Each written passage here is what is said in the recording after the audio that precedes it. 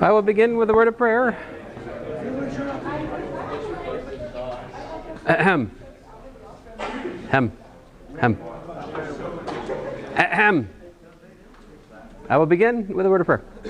Dear Father, we thank you for the day. Thank you for these students. Just ask you to guide our steps, help us to glorify you what we do, and just help us to understand your creation a little bit more in this time, Lord. In your name I pray, Lord Jesus. Amen. All right, so let me get back to the two masses getting pushed problem. I ran a little short on time for this one last time. So if you push, and we're going to assume that that we're on a frictionless plane just to keep things relatively simple for the moment, all right? Now, so what's the story? Mr. Top Hat pushes on mass 1, right? And then why does mass 2 also move? What's that? Mass 1 is pushing on mass 2, right?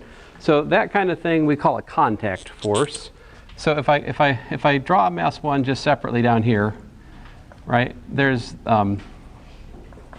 two things. Like on the one hand, you've got the F naught going that way, right?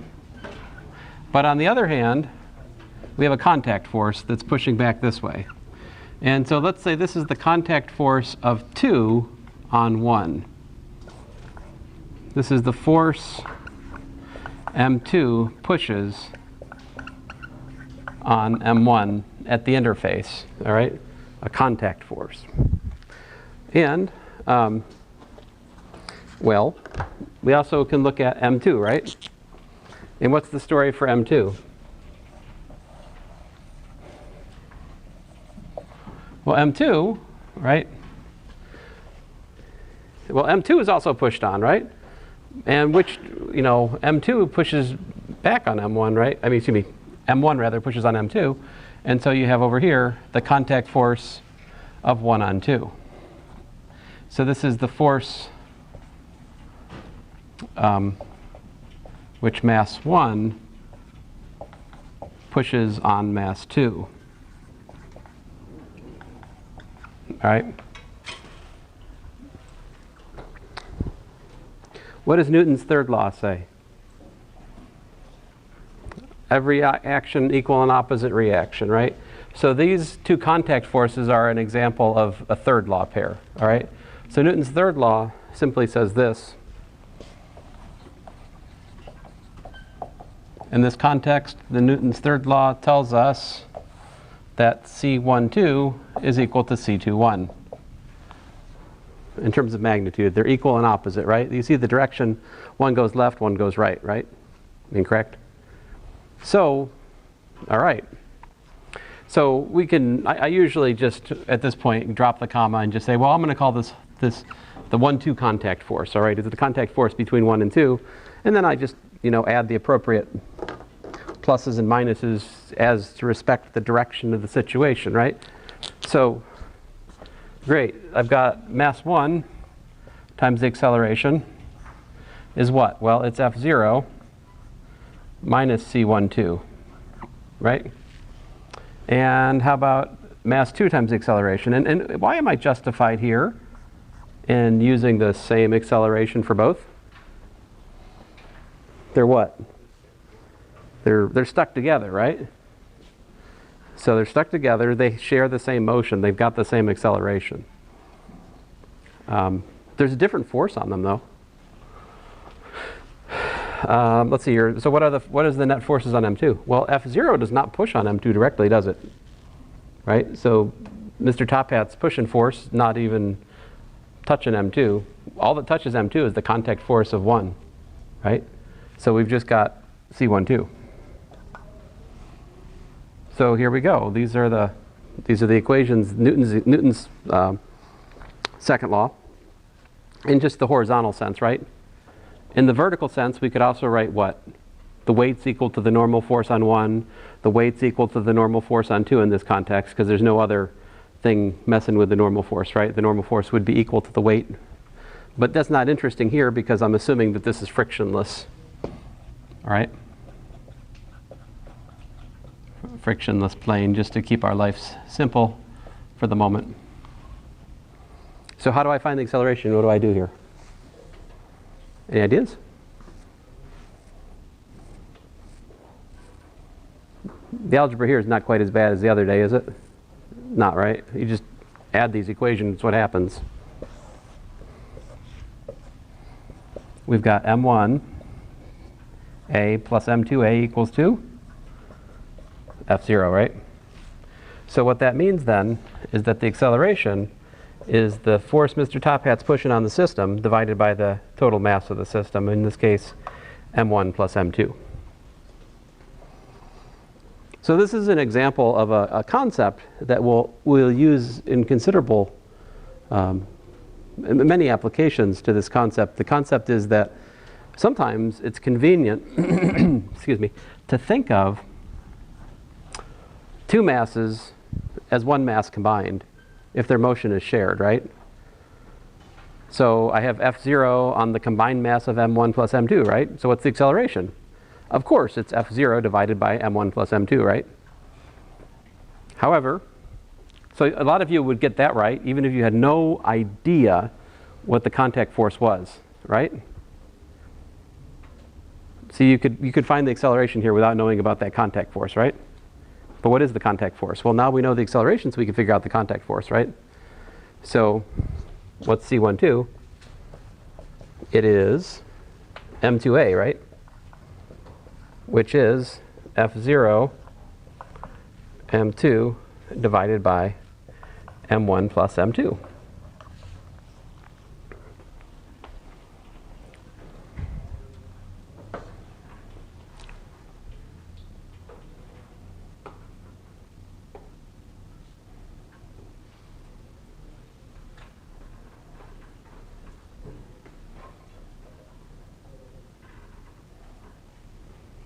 I sometimes think about a much more complicated version of this problem, where you've got like a stack of toast. You got n pieces of toast, and they're stacked side by side, and you put a force F0 on the first one. Then the question is, what's the contact force between the slices of toast with each subsequent piece as you go? See, like here, if mass 1 and mass 2 are equal, it's two slices, yeah? Slice 1, slice 2. So we've got force F0 on the first slice. What's the contact force here if they're equal?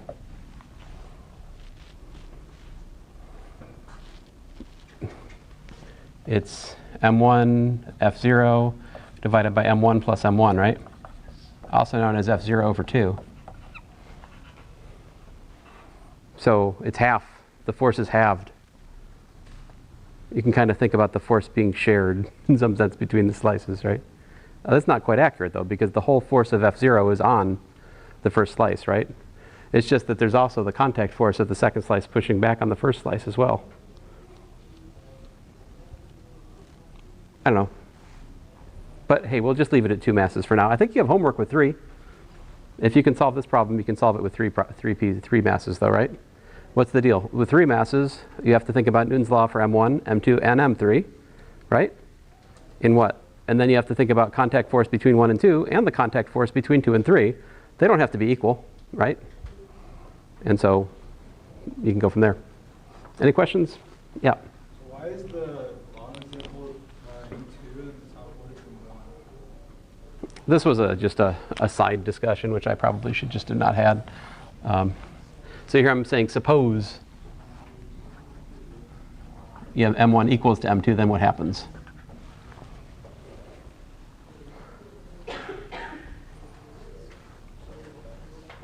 Like, what if m2 were like way bigger than m1? Then you have practically the whole force is the contact force, right? On the other hand, if you think about it, if m2 is much smaller than m1, right, then the contact force is very small. You can kind of think about like limiting cases. If you put a piece of paper or a piece of cardboard in front of a crate and you press on the cardboard, right, pretty much the same force that you're pressing on the cardboard presses on the crate, right? But on the other hand, if you reverse the situation and you put the crate first and the cardboard second, you push on the crate, it doesn't really transmit much force to the cardboard on the other side of it, does it? You can think about these things. Anyway, enough about that. Any questions about anything else? Yep. In order to solve problem 3, should we do the first 2 and then treat it like one object? Well, yeah, I mean, if you have 3, of course we can, if you put an m3 here, then you can pretty much guess that the acceleration is going to work out to f0 divided by m1 plus m2 plus m3. That's true. But in order to understand what the contact forces are, you need to write down Newton's laws. Right? So you still have to understand what forces, what are the Newton's laws if you have 3 masses, right? If you have 3 masses, the mass in the middle has 2 contact force terms. It's got the 1, 2, and it's got the 2, 3 as well. But the third mass just has the 2, 3 contact. So there's like an asymmetry. There's sort of the Newton's law for the Newton's law for the mass that gets pushed on is different than the Newton's law for the other 2. And the one in the middle, I mean, they're each different. You have to think through it. Other questions? So another question I've asked you guys about was like it's a circular motion problem, right? And so I'm going to talk through that problem basically for you guys. Talk a little bit more about circular motion. So what's the story with circular motion? Just talk a little bit more about that. Well, the deal is that the acceleration is equal to, well, it's equal to minus AC in the normal direction, right, plus AT in the tangential direction. That's the story for circular motion. Well, truth be told, that's the story for motion in general. The acceleration always breaks into these 2 pieces. But for circular motion, we proved something. What was the deal? Circular motion, this is non-negotiable. We have the centripetal acceleration is v squared over r, right? So if you draw a picture of a circle, and let's think of this circle as being vertical, right? We can picture the forces involved at each stage in the motion. And I probably should do that. So like, I'll pick 4 different sort of easy places to think about it. These 4 different places, because the story is different in each case. And so what I'm talking about here is like you've got some mass on a string, or I don't know, a wire. The mass of the wire is relatively small, and so you can do this, right? Seems ill-advised. But there you go, right? So like essentially the mass of this extension cord is not much compared to the mass of the water in this already opened bottle of water with a poorly fitting cap. I'm sure nothing's going to happen. But so what keeps the bottle going in a circle as long as I'm doing it? It's the tension from the wire, right? So I can draw the free body diagram of the mass at these different places, and we can talk about it. So let's do that. So it is always the case, from the perspective of the fixed inertial frame of reference which I'm standing in to an approximation, right, ignoring the motion around the sun and motion of the earth around its axis, all that good stuff. We can write Newton's second law, right? Newton's second law says what? It says the mass times the acceleration vector is equal to the net force. What is the net force in this situation? There's 2 forces, right? The 2 forces are what? You got yourself force of gravity and plus the tension force. Now gravity is pretty boring, right? What's gravity look like in all these different scenarios? Gravity just looks like this, right? mg, boring, boring, boring. It's always just like so, right? Vertically downward, like this. Don't worry, we'll get more exciting gravity forces towards the end of the course. We'll talk about satellite motions and things like that. Then the direction of the gravity will matter more there. There's your gravitational force. Now what's the tension force look like? I'll draw it in this hideous Carolina blue. But the tension is center seeking, right? That's the nature of the tension, right? Where's the tension coming from? It's coming from me spinning that wire, right, in a circle. So where's the tension force? It's always acting on the bottle, pulling it, keeping it from flying off and making you guys all wet and stuff. And there's a speaker up there, isn't there? I could have hit that. Well, it didn't happen. Maybe a different day I'll hit it. But I'd say in the second section of physics, but I only teach one section, so it's kind of mesmerizing, isn't it? I wonder if it works this way too. Now the stakes are higher, aren't they? Let's see here. Oh, let's not do that. So there, you notice that there's a big difference actually between those two motions if you think about it though, right? In order to go in the horizontal circle, I pretty much have to have the same tension all the way around, right? What about the vertical circle? What about the vertical circle as I'm going in the vertical circle? If I want to, I can make it go fast, right? But if I want to make it just barely go in a circle, what happens as I get to the... See what's happening to the wire going all wacky? That's because I'm letting the tension go to 0 at the top of the flight, right? Now if I go just a little bit faster, it stays straight, right? But if we're just below the speed that it goes in a circle, the tension, that tells you something, right? For the minimum speed, what's the tension at the vertical point? When it's at the highest point, what's the tension? 0. That's right. So observation, minimum speed has t equals to 0 at top. Now, I suppose we could set this up and try to do it as a problem of calculus, but sometimes in here we like to just kind of use common sense to figure out what the minimum is. This is an example of that, right? So I'm not being a very good calculus instructor right now in that regard, but the minimum speed would be when it's at the top with t, excuse me, the minimum speed to go in a circle to maintain circular motion is going to be happening when the tension at the top is 0, right? Now, is the tension at other places 0? No, I mean to keep going in a circle. And why is that? As you think about it, if we're going in the circular motion, right? In order to stay in the circular motion, I have to supply mass times acceleration center seeking, right? I have to have v squared over r, mv squared over r, towards the center of the circle supplied by some force, otherwise it will not go in a circle. All right? So, but you see, the top of the circle is a very special point because that's the place where the mass times gravity is center seeking, right? So that's the one place I can let the tension be 0 and still have, at the top of the circle, I can still have mass times acceleration is just equal to the force of gravity. Right? And at the minimum speed, what else can you tell me about minimum speed? That's where we're not speeding up going through the top, right? In the minimum speed has t equal to 0 at the top, and this tangential acceleration is equal to 0 at the top. So in this case, a is just equal to v squared over r at the top.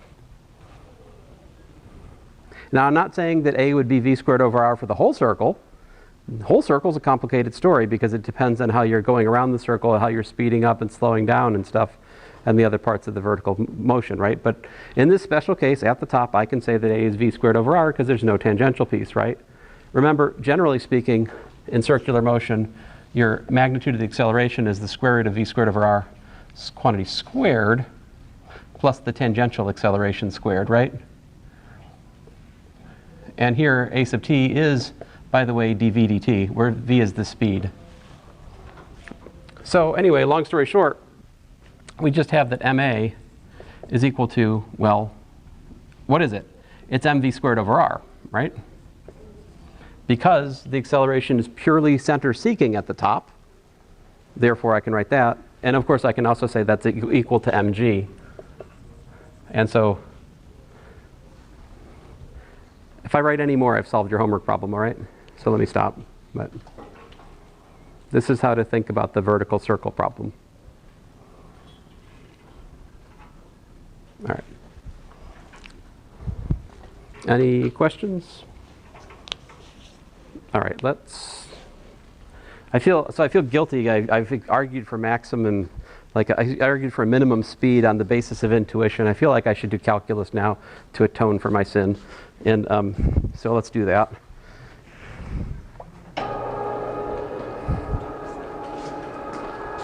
And since I spent a lot of time some vandal over break spent a lot of time putting these boards up,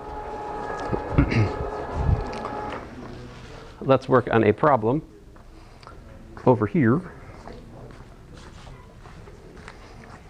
That was example 2, I suppose.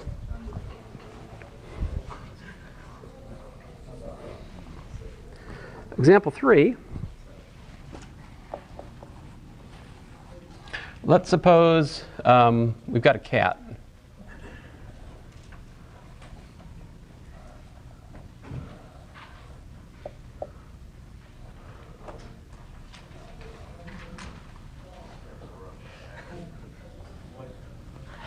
There we go. Oh, I'm sorry. Whiskers there.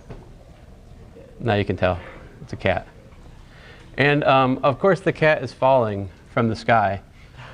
It's falling. So the cat is falling.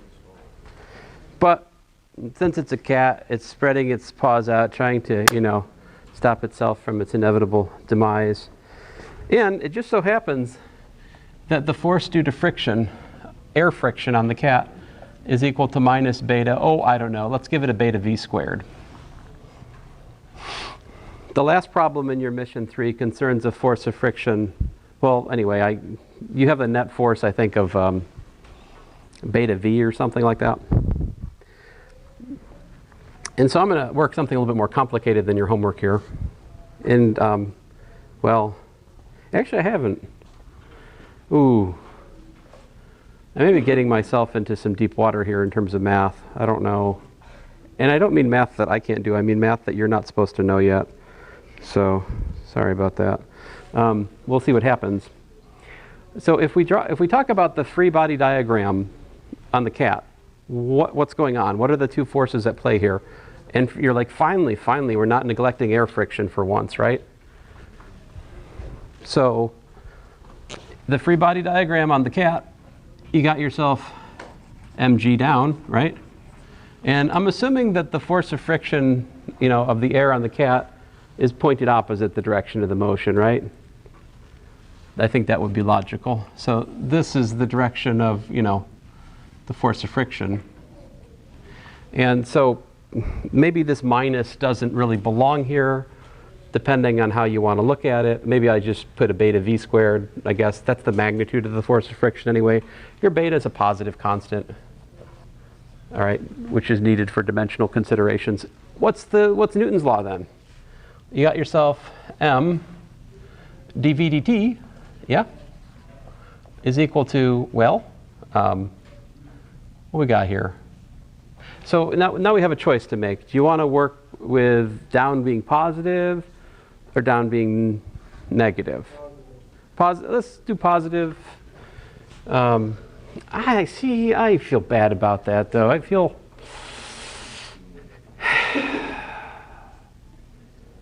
I'm going to make it negative, but I'll probably regret it. Minus mg, and then, so plus beta v squared, right? Because the force of friction is opposite the force of gravity, right? So gravity goes down, the force of friction goes up. I think that would be what we're up against, right? So there you go. That's Newton's second law.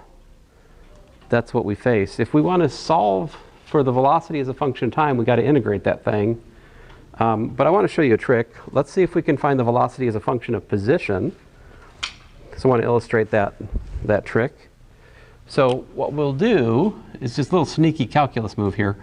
We'll just say, well, that's really dy dt times dv dy, which is, by the way, m v dv dy equals to minus mg plus beta v squared. Oh, I'm starting to regret doing this. Rats. I mean, we can do it.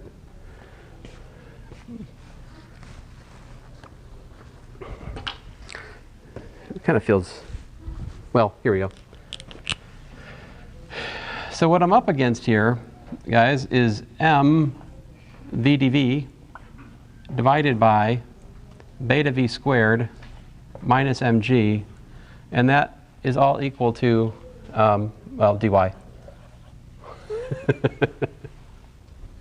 So all I did was I separated, this is called separation of variables, right?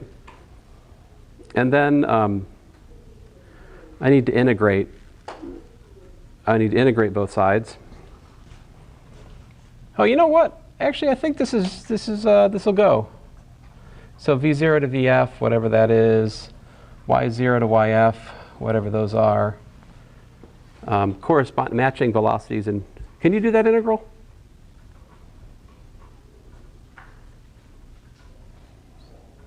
U sub, yeah. All right, so U substitution is our friend. I think we'll make a U equals what? U equals the denominator substitution here, right? See how that works? If we do that, what's that give us? Beta v squared minus mg, so du is minus 2 beta v dv. And so what I got then is, let's see here. So that gives me a 1 over u. So let me just get straight to the point here. 1 over 2 beta, natural log the absolute value of beta v squared minus mg, all right, equals to yf minus y naught. Now I should be careful. Of course, I have to integrate. This is just the antiderivative. You can differentiate this thing, and you will get back. I'm missing an m, aren't I? I think I put an m up here. There we go. If you differentiate this, then you get 1 over that, and then the chain rule multiplies by 2 beta v. The betas be canceling, the 2 cancels, and you get mv over the. You get back where you started. There you go. That's the antiderivative. FTC2 says I have to evaluate, before and after. So I'm obligated to do v0 to vf here. And so lo and behold, we get natural log of beta vf squared minus mg minus the natural log of, I dropped my absolute values, you can forgive me, I hope, beta v naught squared minus mg equals to, what is it? Well, 2 beta over m yf minus y naught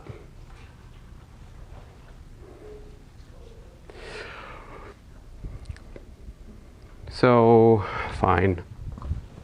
That gives me the natural log of beta vf squared minus mg divided by beta v naught squared minus mg equals to 2 beta over m. Your homework is much easier than this, by the way. I believe yf minus y naught, like way easier. And then what? So then I can take the exponential of both sides, and I get, I divide this by beta. So I get vf squared minus mg over beta divided by v naught squared minus mg over beta equals the exponential of 2 beta over m yf minus y naught, which finally I'll write the answer somewhere. I guess I'll write it over here. So I got vf squared equals to, looks like to me, I've got mg over beta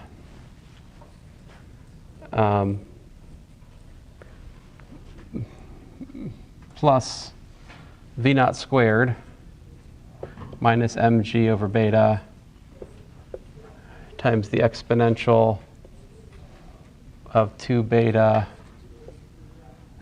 yf minus y naught over m.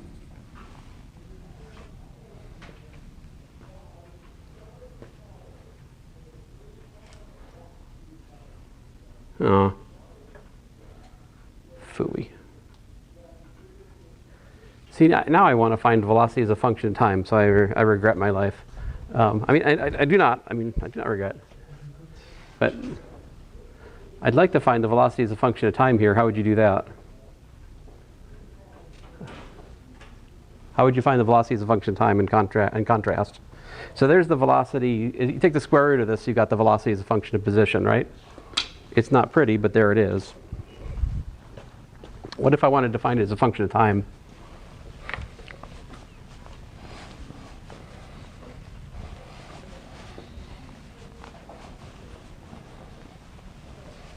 Maybe I can make that easier.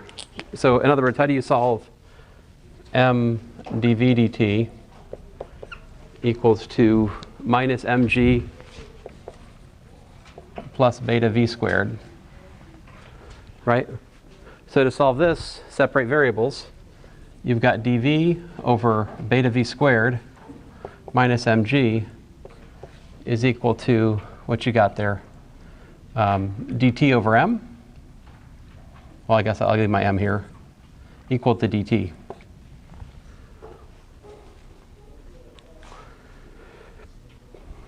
And to make life easier, I think it serves us to multiply both sides by beta.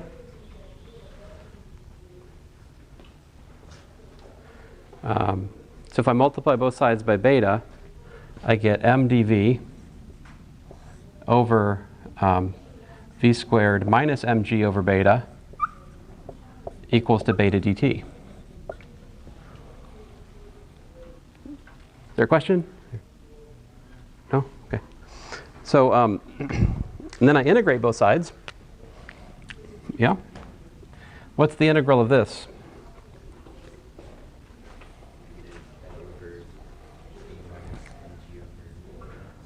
Yeah, so we can use an inverse hyperbolic tangent to do that, right?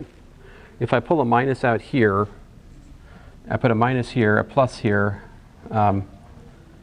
then that is going to be minus m times beta over mg inverse hyperbolic tangent of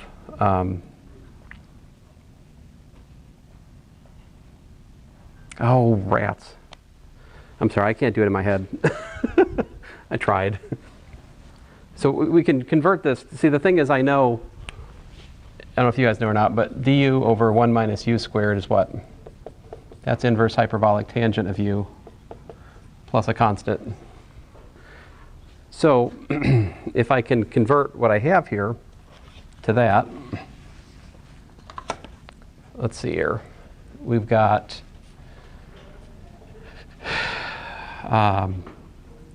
mdv over mg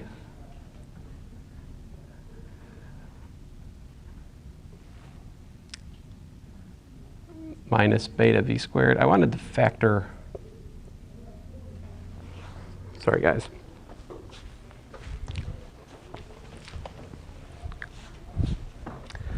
See, I want this, I think I need to divide, to multiply both sides by the beta, like I was saying a second ago.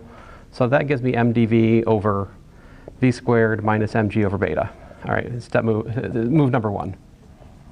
And then I need to factor mg over beta out of the denominator there. And that gives me, put a minus out here. So that gives me 1 minus beta over mg times v squared. All right? And so I'm trying to integrate that thing. And then if you look at that, the m's cancel. So you've got minus beta over g. And then we're looking at the integral then of, let's let u equal to the square root of beta over mg times v, all right? And so with that, I get a square root of mg over beta from my dv, and then I've got du over 1 minus u squared. And so what that gives us is minus beta over g, square root of mg over beta, inverse hyperbolic tangent of this one, u, is the square root of beta over mg v. And let's suppose that the initial velocity is 0. So if the initial velocity is 0, we can just write this equal to beta t.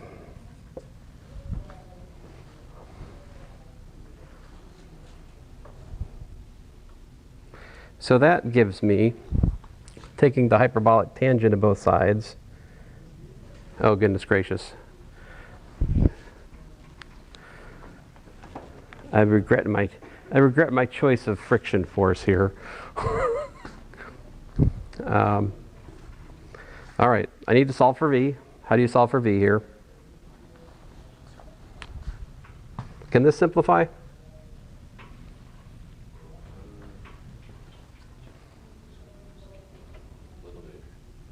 How's that simplify? Help me out. What do we got? Minus square root of what? Well, the m doesn't go away, right? I guess I'll just keep everything like it is, and then I'll simplify it. So I got mg over beta. When I pull the other ones inside, what happens? I get a beta squared, and I get a g squared, right? So that actually simplifies to minus the square root of, what is it? M beta over g, right? So what we actually have here then is inverse hyperbolic tangent of square root of beta over mg, which I feel like I should have given a name, like alpha, maybe. Anyway, that is equal to what? It's equal to minus beta t divided by the square root of mg over beta. Excuse me, m beta over g, my bad.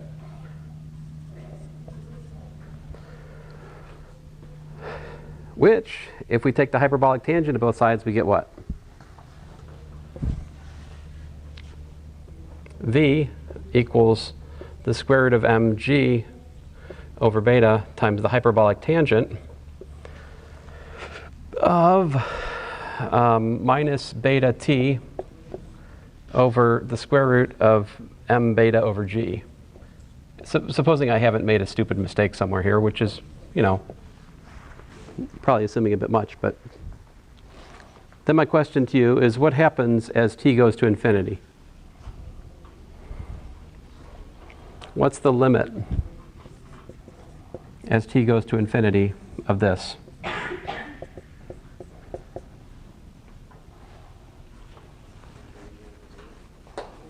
What happens to the hyperbolic tangent as t goes to infinity?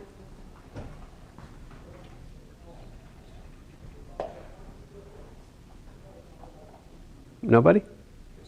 It goes to 1, so what's the limit? Right, the hyperbolic tangent goes to 1 as t goes to, whoa, hold on a second. As t goes to infinity, I'm assuming beta is positive, and square root of m beta over g is positive. We're actually looking at the hyperbolic tangent of a really large negative number. What does that go to? Not 1, but negative 1. So this limit is actually minus the square root of mg over beta. Does that make sense?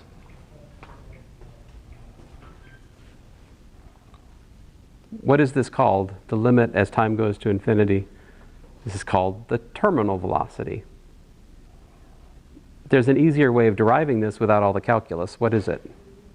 What is the terminal velocity? The terminal velocity is when the force of friction, right, and gravity balance out. Right? That's when it stops accelerating, right?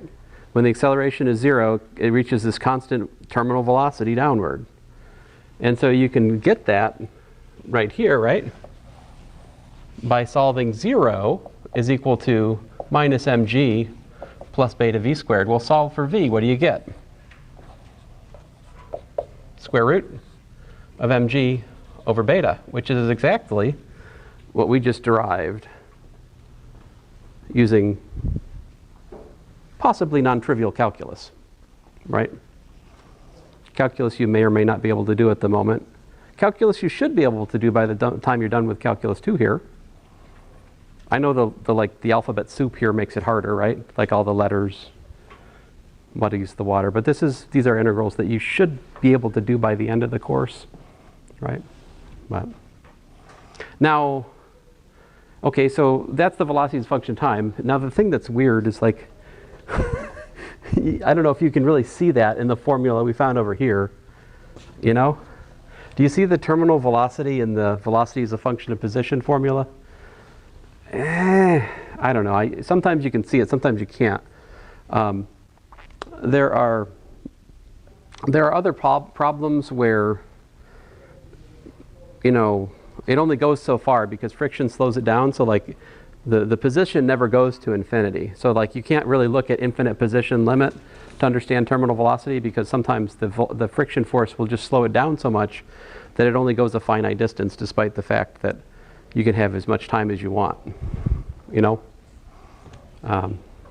That's harder to see in this mess here. But anyway, sorry this example was a little bit more technical than I'd hoped for. Anyway, any questions?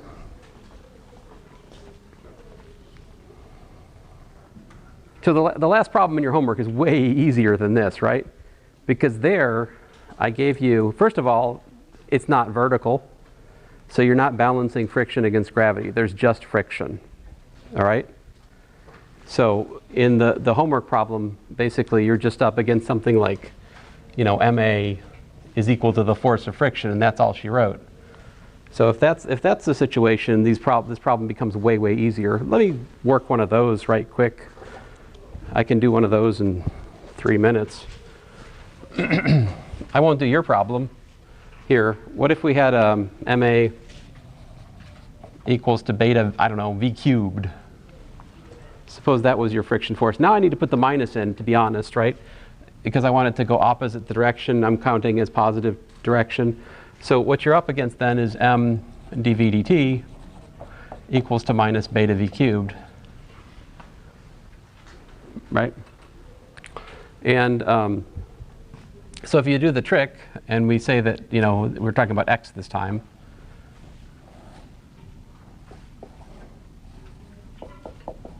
then we have m v dv dx equals to minus beta v cubed, which then if I you know, separate variables, I get dv over v squared equals to minus beta over m dx, which you can integrate. And when you do that, integrate from v0 to vf, x0 to xf, well, this integral is a little bit easier than that one, isn't it? So minus 1 over vf minus 1 over v naught equals to minus beta over m, change in x. Lo and behold, your final velocity is equal to, I should have put a plus here, yeah? So your final velocity is like, you know, 1 over, well, minus beta over m. Let me multiply this by minus. So 1 over v naught plus beta over m xf minus x naught. And then you got to flip it. That would be the formula for the velocity as a function of position for this hypothetical cubic friction force. Yours is easier than this because I gave you the linear friction. What happens? When you go to separate variables, the v's just cancel. And you end up with like dv is minus beta dx or something like that. It's really very simple. In contrast, what would be the velocity as a function of time here? What would you have to solve? This here, right? So to find the velocity as a function of time, we'd solve dv over v cubed equals to minus beta over m dt, which would give me, minus 1 over v squared, minus 1 over 2v squared evaluated from v0 to vf equals to minus beta over m t. And you can go from there and you can solve for the velocity as a function of time. So I showed you this trick when we derived the timeless equation. It also has application here for friction forces.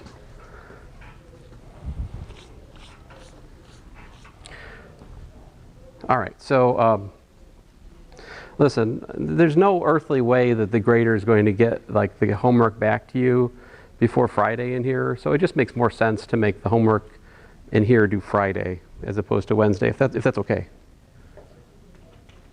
Yeah, that's fine. That's okay. Oh, that's okay. Okay.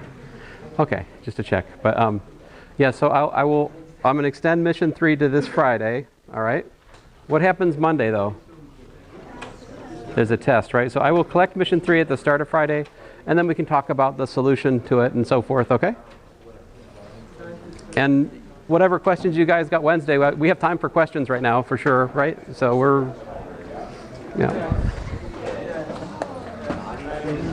Thank you.